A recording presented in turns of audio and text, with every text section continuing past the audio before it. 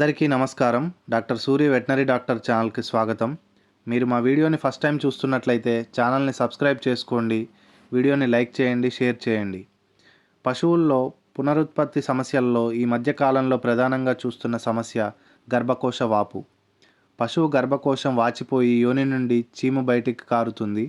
అందువల్ల ఎదలోని పశువులు ఎన్నిసార్లు కట్టించినా చూడి కట్టవు. ఈ సమస్య గేదెలలో ఎక్కువగా ఉంటుంది. సుఖవ్యాధులు ఉన్న దున్నపోతులతో పశువుల్ని దాటించడం, పశువులు ఈసుకుపోవడం, మాయ సరిగ్గా వేయకపోవడం ఇలాంటి కారణాల వల్ల గర్భకోశ వాపు సంభవిస్తుంది. మురికినీటి గుంటల్లో ఈదులాడినప్పుడు కూడా సూక్ష్మజీవులు గర్భకోశంలోనికి వెళ్ళడం ద్వారా గర్భకోశ వ్యాధి సోకుతుంది. తీవ్రతను బట్టి అవసరమైన యాంటీబయాటిక్స్, క్రిమిసంహారక మందులను గర్భకోశాల్లోనికి ఎక్కించి 3 నుంచి 5 రోజుల పాటు చికిత్స చేయాలి.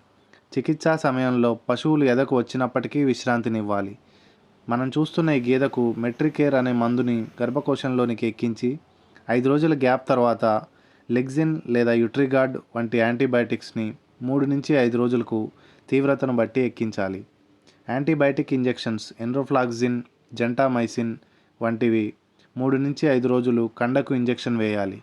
వైద్యం చేసిన తర్వాత మొదటిగా వచ్చే ఎదను వదిలేసి మళ్ళీ ఎదకు వచ్చినప్పుడు కృత్రిమ గర్భధారణ చేయించుకోవాలి. మీ అభిప్రాయాలను, సందేహాలను కమెంట్స్ రూపంలో తెలియజేయండి. Please subscribe.